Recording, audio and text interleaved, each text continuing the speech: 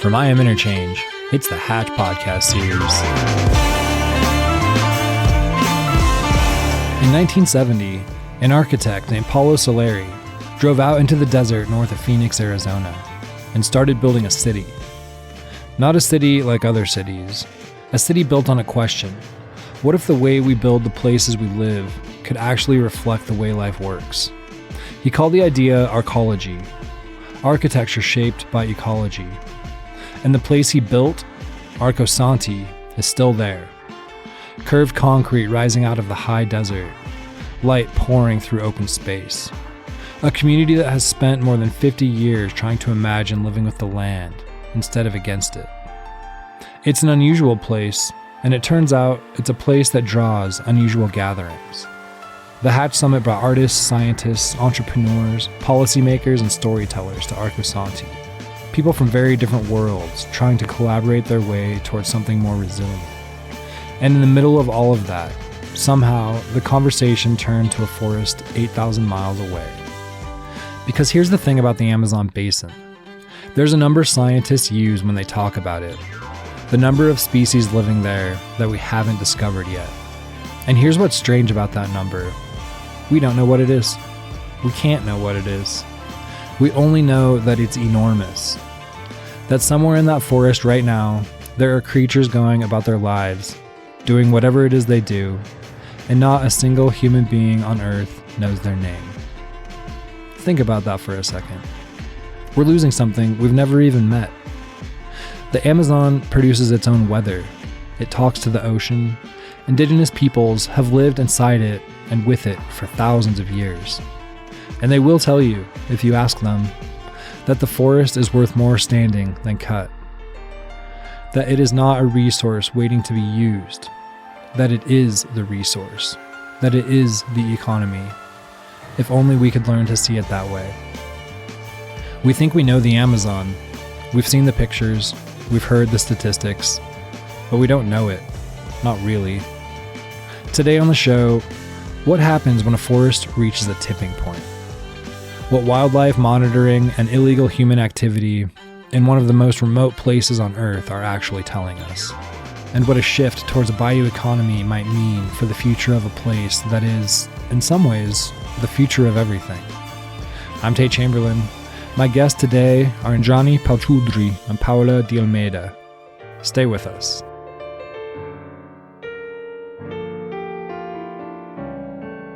Talk to me a little bit about your first memory of the Amazon. My first memory of the Amazon was in a dream. I had a series of dreams as a teenager. I'd become an immigrant from India to Canada, and my parents took me canoeing, and there we met Indigenous people, and my one and only friend in school was half Indigenous. And somehow, canoeing in the wilds of Canada, I kept dreaming that I was going to canoe right into the Amazon. And for many years, I had recurring dreams of bringing an amazing group of people into the Amazon to learn from the forest and to learn from the Indigenous people. And I'm still working on that. So mine, I think most people hearing this won't make a connection or believe what I'm about to say, but I am Brazilian. I was born in Rio, lived in Brazil for a good chunk of my life before I started to travel around the world. And I think as a kid, especially living in the southern part of Brazil, you always knew that there was the northern part that was this amazing, wonderful place. And you only got to see it in pictures back then. But it really came to life, I think, when, and we'll talk a little bit more about this later, Sting started to do a campaign with Raoni, who was an important Indigenous leader at the time and who was trying to raise awareness for the things that were going on. And that really struck a chord with me that as a kid, you realize that such a beautiful place has such complicated problems. I think that's the first memory of the Amazon, is just ingrained to say this place of wonder and beauty needs help. Is there a plant or an animal that has particularly inspired you? Wow. That is a profound question with very serious implications because whatever we choose will mean that we are leaving something else extraordinary on the table. I agree. There's so many thousands of incredible creatures there and so many species we don't even know that are there. But for me, the snakes have always really drawn my attention and love. I made a film called The Legend of Lady Whitesnake, which was an Asian legend of a snake demoness that becomes a woman in order to experience love, human love anyway, and then finds it's of course, a disaster. A guy is not worth the effort, but typical. Yeah, men. Typical. But I love that this is like one of the most loved tales across Asia. And so I've always been drawn to snake energies long before that. And my last trip in the Amazon, this most beautiful little python came to visit. And it was incredibly, it was white with black stripes, and then its tail was red. And it curled around the hand of the son of the shaman that we were staying with. And it was just an amazing visitation from nature. I think for me, when I think about the Amazon, I think about what we say there, the boto, which is a dolphin, in the family of the dolphin, which is highly endangered. But it was always incredible because it was pink colored. Yeah. It's the boto cor-de-rosa, and it's pink colored, and it's a very gentle species. And that, for me, was a symbol of the beauty that's at stake and so fragile, and something that's so friendly. And that's the Amazon in essence it's so rich, so mysterious, to your point, Indrani, like around the fact that we think we know, but we have no idea. But yet still so inviting and so welcoming in that space and then taken for granted. Yeah. I have to share a story about the boto because I too am enchanted. Actually, now that you mention them, I might have to revise my answer. They are so magical. And on my first trip to the Amazon, I learned a story that the tribe in the area around Manaus really believe that they are human. They can change form into humans, that they're shapeshifters. And if a woman has a child that doesn't look like her husband, they say it was from the pink dolphins. The boto that came at night, yes. Yeah, because they're so irresistible. Whoa. No one can blame the woman because they're so beautiful. That's true. Yeah, that's actually well known across Brazil. That's a legend in Brazil. Brazil is a highly superstitious country. They have a lot of legends like Saci Pererê and others, which now, for various reasons of diversity, you can't. Some of it is being buried, but historically we've talked about it. And the boto, the legend of the boto is incredible. Yeah, it's incredible. Beautiful. Yeah, and actually there was at one of the largest TV stations in Brazil, very famous for its novellas and stuff, just had a few very famous actors and actresses like incarnating the legend of the boto, which was... That's awesome. It's something I wanted to do, so now someone's done it. They've done it already. It's very old. So yeah, it was fine. But I think I want to go back to this point around the Amazon. You think you know, but you don't know. And it's very easy for the world. Number one, I'm glad, and I know you mentioned activism, so I'm going to be a bit provocative here. We've been trying to save the Amazon for the last 40 years. And very little has changed since. And that's not for lack of capital deployment, not for lack of campaign awareness, drumming up, which is critically important and still needs to happen. But I think it's precisely because we do not understand the system enough to develop the right interventions. I would challenge you on that a little bit because I do think capital is a big part of the challenge. That you mean in capital, in terms of lack of capital? Yeah, and the capital being deployed in ways that are not necessarily the most effective at stopping the challenge. I think that's my point, is that we've had some capital in the system. We've had, and to this very point, I think we're in agreement in some sense, Indrani, because we've deployed some capital. It just hasn't necessarily gone to the right things. Yeah. And I think this is, for me, the point of, do we understand the system enough to deploy in the things that need it the most first, that then unlock this positive domino effect of change? And I would argue that with the work that I'm supporting now in the Amazon Investor Coalition, which we talk about developing bioeconomies out of the Amazon. And I know it's the work you're very passionate about.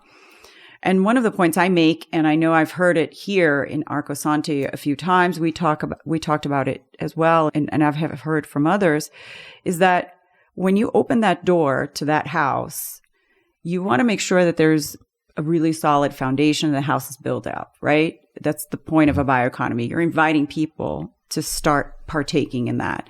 And the reality is that when you open that door, I'm not so sure that the foundation is fully in place. And we have some data through the Amazon Investor Coalition around the ability for the region, especially some of the indigenous communities, to be able to participate in this million miles an hour world of commerce that has expectations.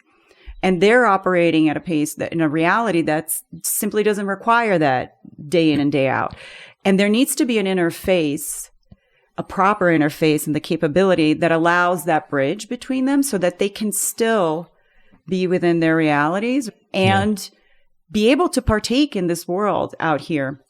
And that data that we have in the AIC shows that, to your point earlier, Indrani, that some of the capital hasn't necessarily been deployed to that, building that bridge. Because we don't understand it enough to suggest which one should go first? So I've spent the last 2.5 years really immersed in the Amazon, working with the tribes, particularly the Puyanawa tribe, who are really interesting because they are themselves a bridge between the communities who've never left the Amazon, who are deeply rooted, and a more westernized, the rest of us, because they were enslaved 100 years ago and forcibly removed from their ancestral lands, forced to give up their language and culture. And only 25 years ago, they were able to come together again and go back to nature and revive their traditions. So they have a strong foundation outside, and their memories go to being city people, being part of our global economy. And yet their hearts and everything they do is rooted in returning to tradition. And so we've had incredible conversations around these topics. Also, in the process of creating this film, I've spent a lot of time with Carlos Nobre, Nobel Prize winning incredible scientist. Person. Absolutely. He's an eminence on the Amazon. He is. And 40 years that he's devoted to research and study on the weather effects, but also on how to solve these challenges. And bioeconomies are very much his passion, and he's listed all of the reasons why that's so important. One of them is that with creating bioeconomies, for any hectare of land, you have 10 times the revenue that you would by burning it down and putting cattle on it. People often say, oh, it's a money thing, people need money. Actually, they would have much more if they were to work with nature instead of against nature. So it's a cultural issue. And so that's why we're working on shifting culture from this exploitative approach to a regenerative approach. And there are ways where that can actually be far more lucrative and certainly much essential for our well-being. And the indigenous communities have practiced growing everything that they need and more within the forest. In fact, one of the things that really was extraordinary to me when I learned it was that there were 20 million indigenous people living in the Amazon when it was first colonized. People often think it was somehow empty. So it's not the lack of people there that allowed it to be preserved. It's the deliberate efforts of the indigenous people to not only preserve it, but to help it to regenerate. So I believe that the indigenous people are the key, and that deploying capital into their hands, giving them the resources that they need in order to create these bioeconomies, will yield the most powerful results. Yeah, I think that the one point you mentioned, which is the fallacy and the belief that the Amazon is empty, therefore anybody can come in and take it. That's point number one that I think we want to underscore. It's not. It's just that they're simply not visible all the time. The second point I think you made, which is a point we also drive, and I think it's really important to drive home, the concept of bioeconomies, which is developing on many senses, and it needs to be fit for context where wherever you're implying that, because bioeconomies aren't unique to the Amazon. They are everywhere. It's just what you do for the Amazon is specific to the Amazon within the context of the Amazon. But what you want out of that, ultimately, the ambition is to say the forest is worth more standing than cut. Yes. Yeah. And today, the equation is the opposite. The Amazon, the forest is worth more cut than standing. It's not really. It's just that's the percent. No. Yeah. Sorry. Let me just clarify that. Yeah. I don't agree with that. Yeah. But I'm saying that is the reality Right. that we're operating to today. It's not, to Indrani's point, you're absolutely correct, that it's not what it ought to be. It's what it is. And I think that once we crack that code of what does it look like. Now, I think, if I may, we need to think about bioeconomies, and we must not be naive about how markets and global commerce operates. There's being able to participate locally, there's being able to participate regionally, and there's being able to participate globally. And why do I bring this to the table? Because when you enter global markets, and again, I want to also mention in this podcast that yes, you can have boutique specialized products that enter the market, and that's a really important start. But to move the needle truly in bioeconomies, you need to operate at volumes that actually matter and then start showing that there's no going back. That bus is not leaving anymore. And that means that if you do want to do that and trade in some of those volumes, you're going to enter global markets that are going to have a certain level of requirements and production that does require a different technical profile and capability in that bridge ecosystem. And to your point, Indrani, yes, there are indigenous groups that are very well prepared to represent and serve as that liaison. And in some cases, they too will need another set of support system, technical capability, ability to comply with global standards, traceability, and all that stuff, because that is a region that has a ton of opacity, right? And in some places, you do need to make sure that you can create the necessary visibility for the scale that you need to be able to comply with it. Now, there's some that are already doing it really well. And this is not a commercial plug for anyone. Let's just full disclaimer. I'm not paid by any of these people, but there is a group in Peru, Grupo Aje, who is working with some indigenous folks deep in the forest to collect camu camu, burichi, superfruits, by the way, which are sold in the U.S. in a juice on Amazon. You can find it on Amazon. So they are operating at scale. And they work with the local communities to actually create this, because there is the economic incentive to collect some of that, the supply chain that they need. That community actually is able to police and control a much bigger area that most of the government would be able to cover and protect. And they do it collectively. I love this example. And to me, the challenge of the Amazon is something which one of the biggest problems has been that everyone is working in these small areas. And that's because the indigenous populations, there are many different tribes, different cultures, different approaches, different languages. They're not a monolith. So just because it works in one area doesn't mean it would work in the other, but it could. And what's lacking is a sort of a larger framework, an educational opportunity for tribes that want to learn. The interstitial fluids that we take for granted in our culture because we've spent 300 years developing those infrastructures, those are missing if we want to really engage in this kind of empowering indigenous people to preserve the land on their own.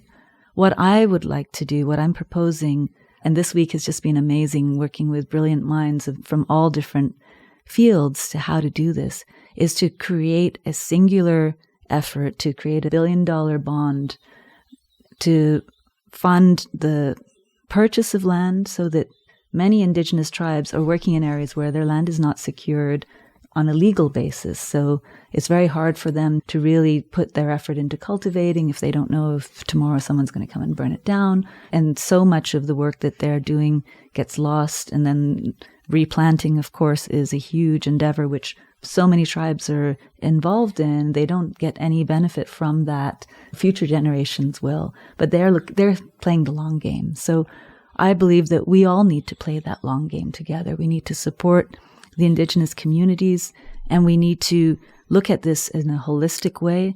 And instead of each group having to reinvent the wheel, help to create an institution where the brightest minds from the Amazon and also from outside can collaborate together, science, technology, and business, working with the indigenous leaderships and recognizing that there are brilliant minds in the Amazon, but they haven't had the opportunity to understand how those global systems work. And it's not that hard. Yeah. There's 2 points that you're bringing that come to mind for me right now that I think is helpful to share here. The first one, and I think this is what we've been talking so far, is what I like to call is for Amazonia, by Amazonia. Mm-hmm. So it's not, yes, we need the whole world to support what have you, but we need it to come from within. And the strength, the capacity, the capability needs to be built within. Obviously, you want some of the capital you mentioned earlier on in Indrani. We need to flow that capital from wherever it is. But it cannot be international organizations saying, let me come in and fix your house for you. Yes. It's that capital coming in to the best institutions that are already operating on the front lines, that know the region really well, and being able to have the proper funding to expedite that capability, which means that there's a lot of people in the Amazon, by the way, doing incredible work. They're incredible organizations that are just not well known. And so opportunity number 1 is to create this ecosystem, this network of folks that are actually driving the change in the Amazon, and make it very public, very transparent, so that investors, philanthropists from the outside that want to help, because frankly, right now, everybody is turning their attention, and it's nice. They're turning their attention saying, I want to help. I want to deploy capital. The question is, let's not just deploy any capital into any environment in the Amazon, because we've seen this movie before in the region. It's actually when the capital is not properly deployed into the right mechanisms in the right hands, it actually does the opposite of what we want in the region. And there's a ton of stories in Brazil we can talk about. The whole region has stories. And that leads me to my second point that I think you brought up, Indrani, but if not, I'll just riff off of you, is the concept of rule of law in the whole region. And I think folks need to remember that even in a country like Brazil, and we're talking about multiple countries here with varying statutes of law, but even within Brazil, you essentially have 4 operating regions, bioregions within the Amazon, crossing multiple state lines with different governments that you need to, at the local level, both at the municipal level, but at the state level, and then let alone the federal level, you have to negotiate and liaise against that and reconcile the rule of law application and securing that rule of law within that context. And I think if there's anything that's going to allow for Amazonia, by Amazonia, to build the resilience, is if that rule of law is fully understood and respected and fully expedited. I couldn't agree more.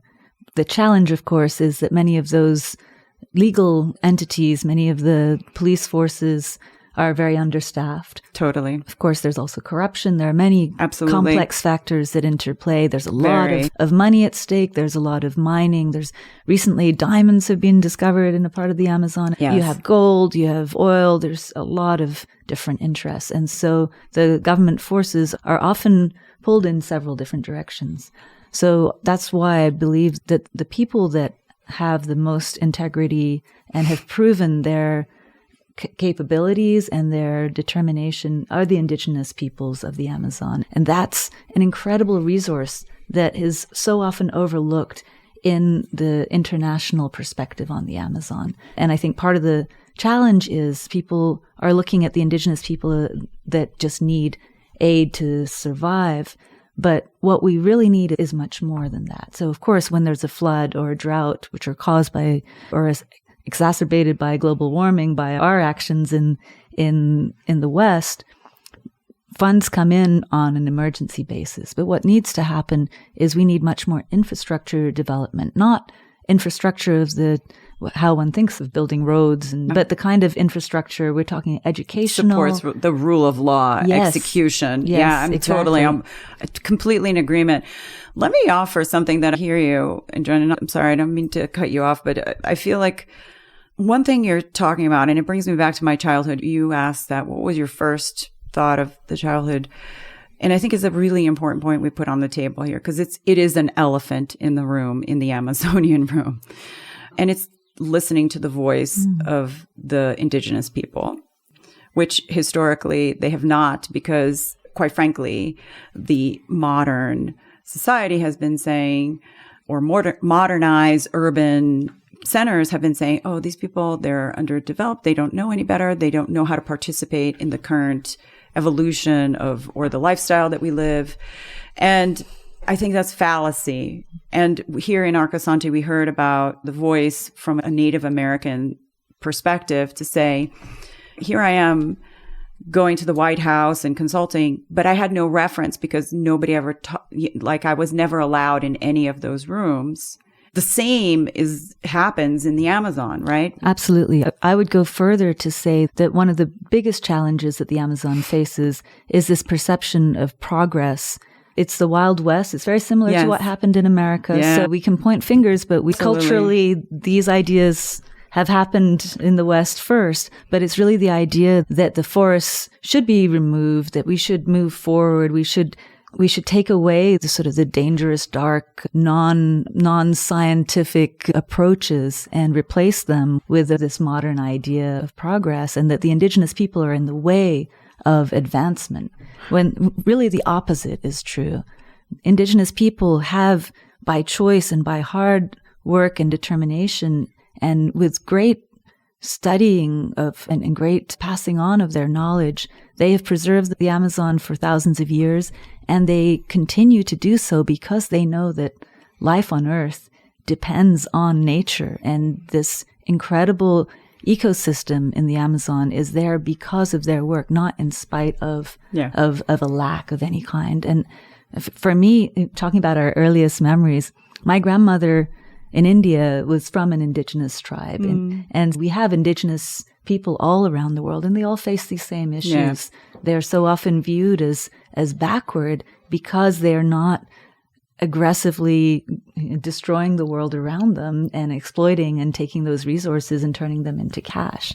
But one thing that really so many indigenous people share is the belief that this monetary system is it's a dream, it's an illusion, and it's not necessarily there for our highest good. Yeah. Ultimately, we're not going to be able to eat money in the 5 to 10 years time frame that the Amazon may reach a tipping point. Once it goes into a decline cycle, that there's going to be devastating global results of that, changing of the weather systems around the world, interacting the climate aspect. The Amazon does so much to protect us, and we need to protect it and the people that are protecting it. And so it's a cultural shift that needs to happen, and not just in Brazil, but all around the world. There are other rainforests that are equally at risk in the Congo and Indonesia.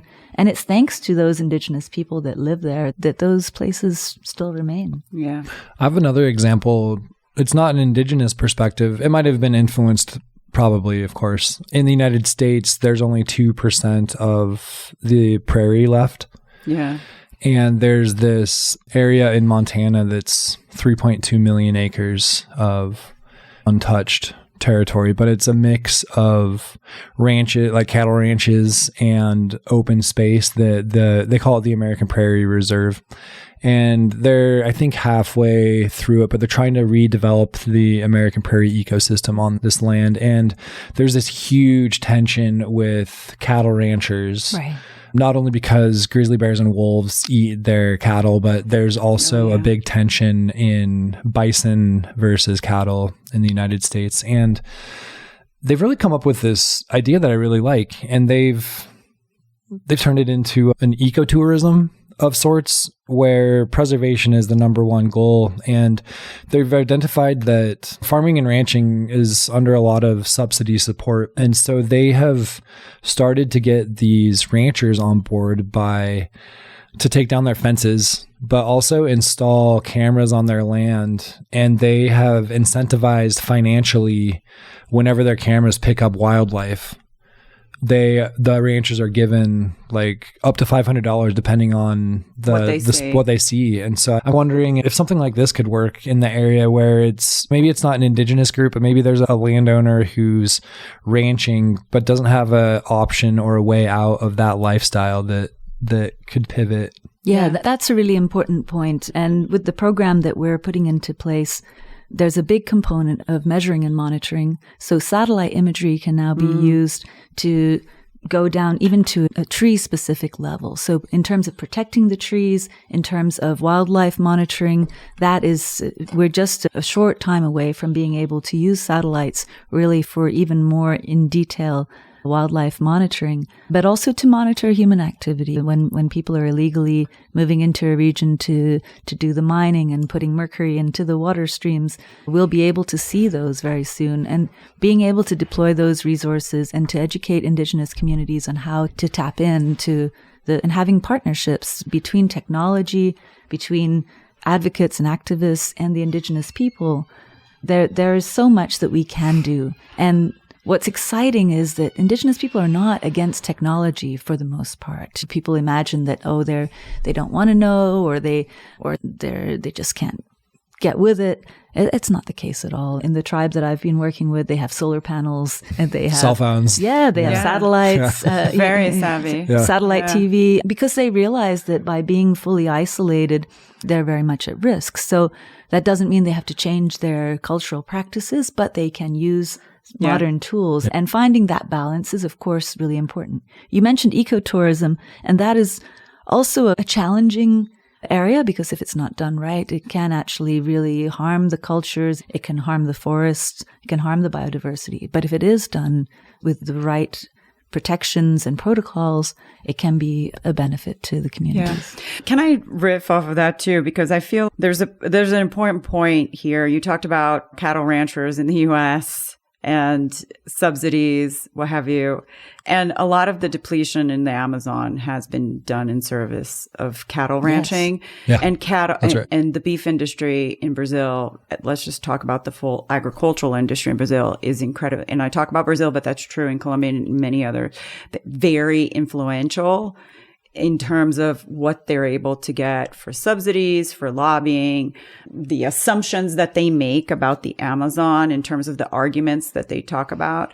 And I think that one thing is true. Historically, many of these players that have justified their entrance improperly into the Amazon, they did so because there was opacity in the system.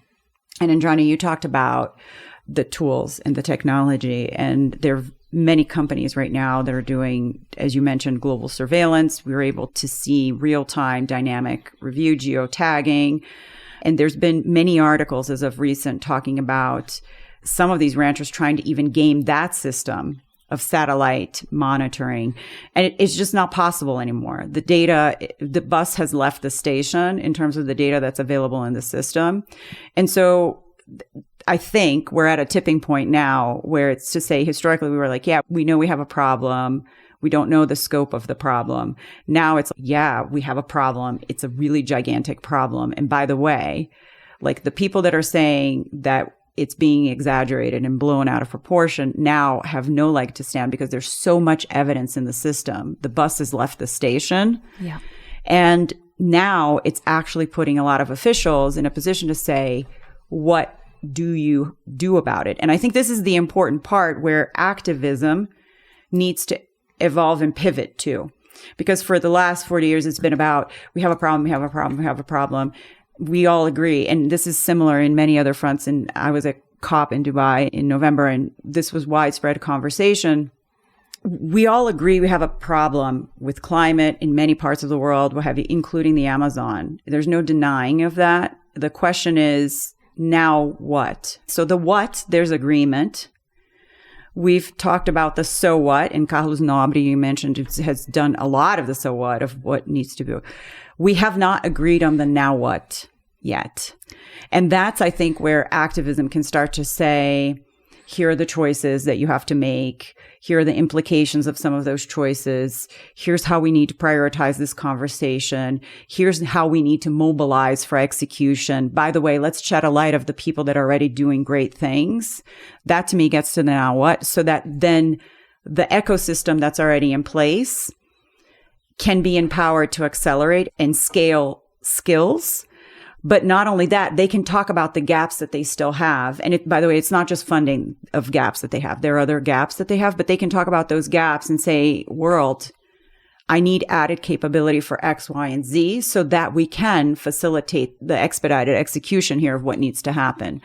And I think oftentimes folks mistake in international forums that we still need to debate the edges of the topic. And the reality is we don't need to debate the edges of the topic. We don't need to generate any more data. We have all the data that we need. We might need to, for information for the international bodies, is to pull that data together into even more jarring insights to say you think the house is on fire, but it's about to get to the ground. Yeah, I completely agree. Because it's a complex ecosystem, because of all of the things you've pointed out, all the different countries, the different peoples, the different climates, we really need, I believe, a central effort to consolidate the data, to make sure that all areas are included and that all the learnings are included as well in a singular way that can really benefit the communities. It's a provocative point. Who do you think is positioned for that, Indrani? I think it needs to be an educational type of institution. I think that it can be a nonprofit with an educational body, and at the same time, businesses need to be involved. So what I'm working on is creating a bond so that you can invest in the Amazon, you can invest in the natural capital remaining in the ground. Yeah. These bioeconomies can be developed if there is enough funding, if the structures are done right.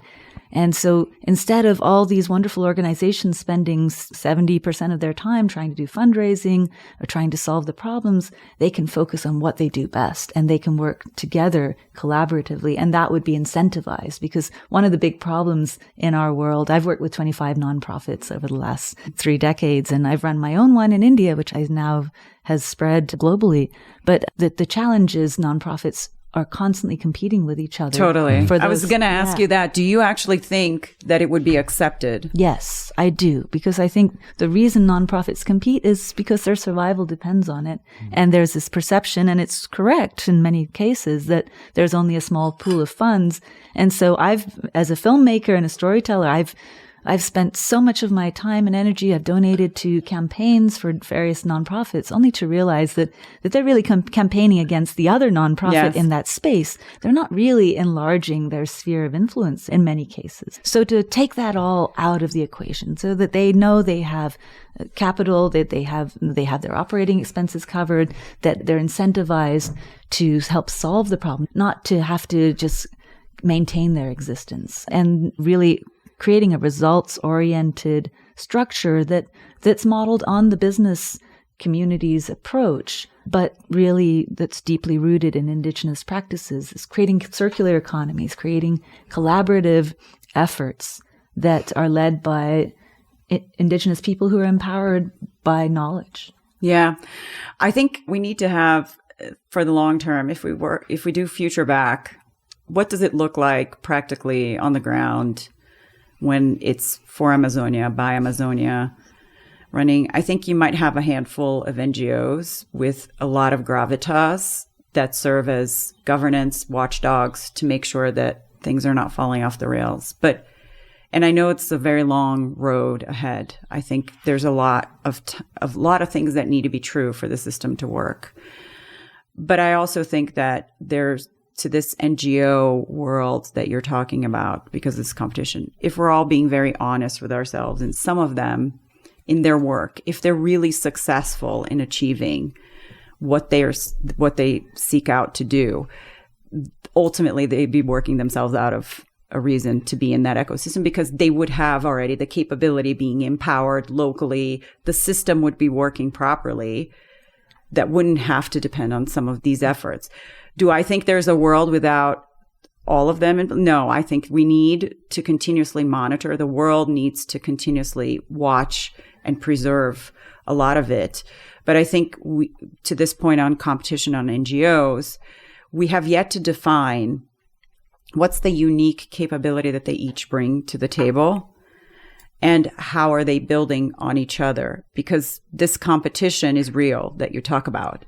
Absolutely. And the reality is that oftentimes they think they're competing for the same money to do the same things, and they're not. It's very different. And I think that's, in essence, what I'm taking from what you're saying too, is how do we clarify that ecosystem of capability, that what's long-term, what's short-term intervention? I believe that we need to move from the scarcity model that we've all been operating under into the model of abundance, because we do live in a time of great abundance. We have enough technology, we have enough will to make the changes that are needed. The scarcity model is, of course, there are many people living in the region who have great scarcity. I'm not saying everyone has abundance, but if we can find the ways to empower all of the people in the region to really maximize their capabilities, that is the solution. And businesses have always come in and funded projects where they're going to make good money back. So it's really a matter of just running the numbers, figuring out which areas need what, and providing those resources, which are quite similar for the most part, with some, of course, some specific differences.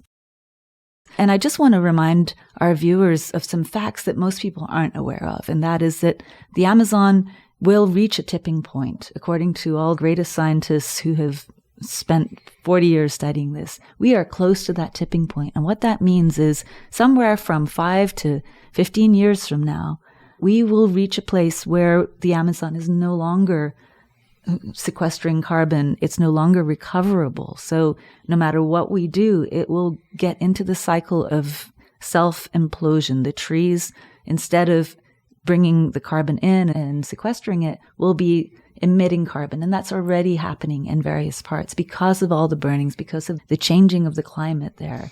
So this is not something which we have the luxury of time to work out slowly. We need to do this now. We have the potential that in 5 years, it'll be too late. So the only way to really address this, I believe, is to go in and view this as an existential threat for humanity, which it is. Yeah. Scientists say that if we lose the Amazon, humanity may not survive, or certainly 6 out of 7 people will die as a consequence of the loss of the Amazon combined with the Arctic and all of these factors. So this is not something where we can really look at, maybe I'll get a little more return if I invest somewhere else. People who care about the future of life on this planet need to get behind an immediate and aggressive and ground up indigenous-led movement and solution building that needs to be activated immediately. I was wondering, under this urgency, how far activism should go.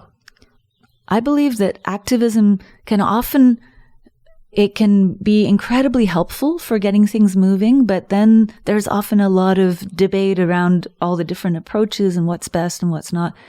And I think that because of the urgency here, it's like the Amazon's on fire. The whole world depends on this. We need to all work together to find solutions and not look at best case scenarios, but look at how do we stop the destruction now. Back to my point of the now what, I think activism now needs to start taking some bold movements, but being vulnerable enough to say, perhaps I'm putting the thought out there, the idea, and saying, let's debate and determine whether or not this is with the right minds around the table. So I think what cannot happen now, given this tipping point, is that all of this activism becomes very precious on position, because here's what we need to do. And I think I said this in the previous conversation we had about food systems. With better data, you develop better logic and you're constantly pivoting. What I have seen in activism is that there's sometimes, not always, because they are on the ground and on the trenches, there's a belief of righteousness sometimes of the position that's being defended. It's not always the case, but you hear that sometimes, and an inability to pivot given different angles. It's a little more subjective. Yeah. That needs to happen in this phase now for the Amazon to say, hey, I'm putting forward a position precisely wrong, roughly. Exactly. And you have to be humble enough and vulnerable enough to say, on the basis of what I know from the vantage point that I'm seeing, this is what I'm proposing. Now, if somebody has additional data that will make this even better, evolve or change, then we're all in. And I think that's what activism today needs to do. It needs to be able to context sport and say, it's all hands on deck. Because really what you're talking about, Indrani, is we're at a point where we've all been, oh, I'm going to do this and I'm going to do that, what have you. There is no group A that gets on the float boat with life vests on while the other one sits and listens to the violin play while everybody collectively listens to Celine Dion, Your Heart Will Go On, and the Titanic is sinking, if I may use that. It's like, we're all in it. It's not like there's group A of humans that will not be affected by this on this planet. Therefore, maybe the ones that go to Mars, I don't know, that live on the moon. But the reality is that everybody will be impacted. But yes. I do want to open a can of worms because I think it's very easy to make this an antagonist. There's a villain in this story, and it's big business. And yeah, maybe they're making money. They want to make money. That's the purpose of what they're after. But there are people on the ground that are working on their behalf. And they're not all horrible people. Some of them are. Some of them are very horrible and have blood on their hands. And we need to also talk about that horrible elephant in the room is that people die in the Amazon every day for trying to do the right thing. Absolutely. That's a separate conversation. It goes back to the rule of law. However, these people, we should ask, why are they in this system and why are they doing that? And I just want to come back to the point that I made in the conversations here at Arco Santi and also I think yesterday is that when you're fending for the fundamentals, you don't have access to water, you don't know where your next meal is coming from, you can't educate your kids, you don't think you're going to be able to have shelter, somebody comes up with a better offer, you'll sign on to it if it means that my family's going to eat, I can send my kids to school, and I have a place to live. So what I believe is really important is that we take care of the people as well as the forest. And so, of course, indigenous people, that they are the drivers of protecting the forest, and they need to lead all the actions that happen. But the other players there, the cattle ranchers, the gold miners that are doing illegal mining, even the drug runners, these are some of the other players in the Amazon that are usually viewed in an oppositional way.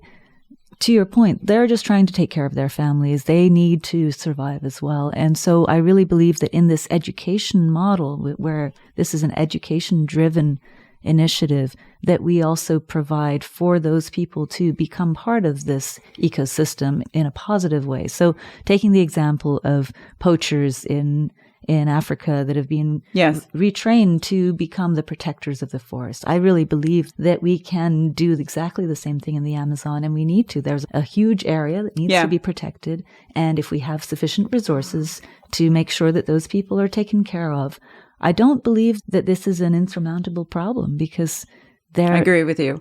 I think absolutely. And if I may add, I think really what needs to happen is the world knows how to break cycles of poverty. Yeah. Not that we have systemically around the world, but there have been pockets of excellence. This is very great. And we need to learn from that because this is a problem of poverty in a region that's very much under-resourced. And again, yes, there are bad actors that take advantage of that reality and say, okay, now I'm going to make it work for me. But if you break that cycle of poverty, you can actually do it. And by the way, Brazil, in some senses, still has huge disparities and inequalities, has not fixed the problem, but has managed to elevate millions of people out of poverty to be participating more meaningfully in society and the economy and realizing some of their human capital potential because of some of those interventions. Now, we can debate the politics of that, whether we like them or not, right? Some would argue that we don't need that kind of subsidy and incentive to the system. That's subject for a separate podcast or 50 different podcasts. Yes. But we do know how to create structures that create a virtuous cycle. Absolutely.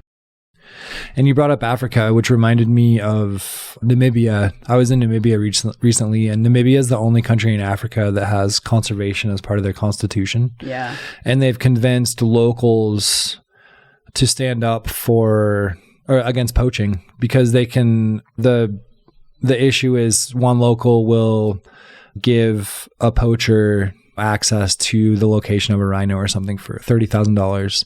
And so this movement in Namibia is to help local communities turn into conservationists. That's why I brought up ecotourism. And it's bad, but there's also like this economic side that we need to replace to help the local communities who are in poverty, to lift them. And so having all the wildlife alive and thriving has really been like changed Namibia's perspective on how they manage their ecosystem.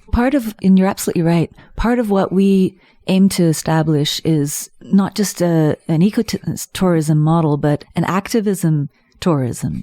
Nice. So that's the next evolution of real conscious tourism. And I believe that families could really benefit to go in and do a project together. Imagine taking your child and building a well for the community with the people that you love, and being able to go home and have that incredible satisfaction of knowing that you've created lasting positive impact. That, I think, is way more exciting for family, and ultimately benefits both the community and those people who are going there in a way that sitting on a beach somewhere and having your kids play on their computers the whole time or their iPads or whatever, there's no comparison. So I think that they're, by thoughtfully empathizing with all the stakeholders in the region, looking for their highest good and how they can interact in the best possible ways, I think we can really unlock the challenges that we can then reproduce in other parts of the world. Yeah. I just want to come back to this point on the various actors. I want to actually quote Jason Clay, who works for WWF and has spent a lot of time in Brazil, has thought very deeply about sustainable supply chains around the world. And also at COP, he reminded a few of us that were in a conversation that the best sustainable development models have been the ones that have included the poorest performers, because they too need to be part of that situation. Otherwise they get in the way, like they have been so far. And so I think we need to think about a model, and it's not just being empathetic to naughty people.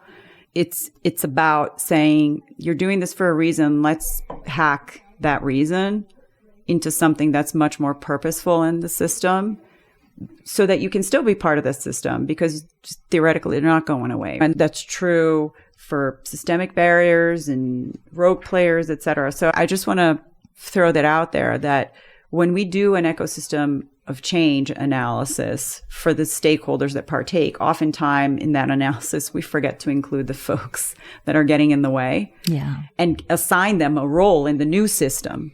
Because we say, now, theoretically, they're technically out of it. And the reality is, no, they're still here. So what is the role that they ought to have in the system? And I think that's really important for us to Nice. Yeah, I love that. Explore. And adding to that as well, the other elephant in the Amazon is the legal mining. So illegal mining is terrible because it completely destroys ecosystems. But there are some legal mines that are not going to go away because they're making so much money there, and they've put in more modern systems that are more protective. If we can really help those as well to put in much more protections to make sure that they're not damaging the ecosystem around them, and allow for those large corporations to continue to operate there, but with very careful controls, and to really amplify the importance of either slowly removing them from those systems or at least protecting the regions around them and get them involved. They have very large responsibilities because they're benefiting so much. So I think that Of course, there's the activists who want to just take everyone out. And I don't think that's going to be a realistic solution, and certainly in the short term, but really making sure that best practices are required in those places and calling out the bad actors in those spaces as well. Even multinational corporations are very often, when they're not being supervised properly, doing all kinds of terrible things, as we well know. So having that monitoring system as well for the large infrastructure players is critical. We covered a lot. Maybe a close of this is just a reminder to folks. We talk about saving the planet, but the point here really that everybody needs to recognize is that we're trying to save humanity. Yes. Because the planet will be fine. It will be here. It will carry on. It's the humans that are not going to be fine and might not be here in many places. And this is about, and we talk about survival, what have you. It's a choice of the type of life that we want to live into the future. Yeah. I'm Tate Chamberlin. This is the Hatch Podcast. Paola, Indrani, thank you so much for being here. I'm really happy that we made this happen. Thanks for having us. Yeah, it was really wonderful to get to talk to you in depth, Paola. No, totally. And to jam on this subject. Hashtag all hands on deck. You know what's funny? We spent this whole conversation talking about a place that most people will never go. A forest so vast that it makes its own rain. Species that have no names, indigenous communities holding knowledge that took thousands of years to accumulate. And the argument for protecting all of it, the one that's actually gaining traction, the one that might actually work, is an economic one. That the forest is worth more standing than cut. That biodiversity is a market. That nature, properly understood, is a better business model. Maybe that's what it takes. Maybe that's fine. Or maybe there's something a little strange about a world where we finally decide to protect the things we love, only once we can put a number on them. Indrani and Paola are doing some important work. So are the communities whose voices belong at the center of this conversation, not the edges of it. Music from the Hatch Arcosanti series includes a piece titled Freedom by neoclassical pianist Black Bach, performed with the Summit Orchestra. Stay tuned for my full-length interview with Black Bach and Benjamin Von Wong on art and activism.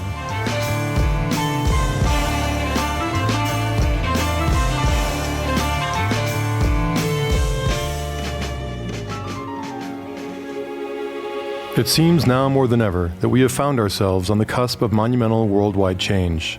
Whether we consider the environment, politics, infrastructure, health, economics, or inequities across a broad swath of social constructs, the consensus is clear and urgent.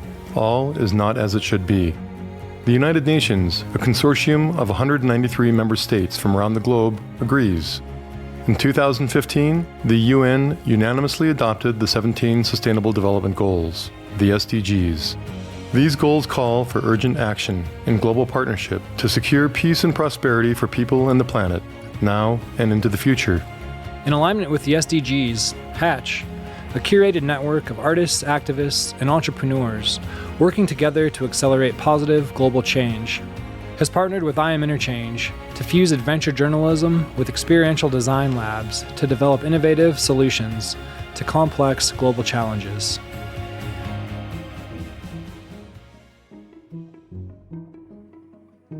Hey everybody, thanks for listening to the podcast. If you enjoy it, please subscribe or leave us a rating. This episode was produced by Yara Craner, Susan Karstensen, and me, Tate Chamberlin. A shout out to our media and production team, Jessica Byerly, Darko Sevilla, Jacob Desch, Sean Mackinson, Amin Yarsu, and Zane Giordano. A special thanks to Yara Craner, Jared Silverman, Kirk Euclid, Roshi Gavechi, Eitan Shapira, Pete Strom, Reem Haddad, Cole Jansen, Tom Silverman, Raymond Ansodagi, Mark Gerner, Adam Taylor, Erica Mackey, Elke Govertson, Anya Bulis, Bradley Honeyquill, and the rest of the Hatch team and crew from Arcosanti. Thank you for hosting me. To learn more about Hatch, visit hatchexperience.org. Building community could not happen without food. And with that, I'd like to thank Whistle Pig Korean, Red Tractor Pizza, and Zocalo Coffee House. Remember, share airtime and don't ruin dinner. you.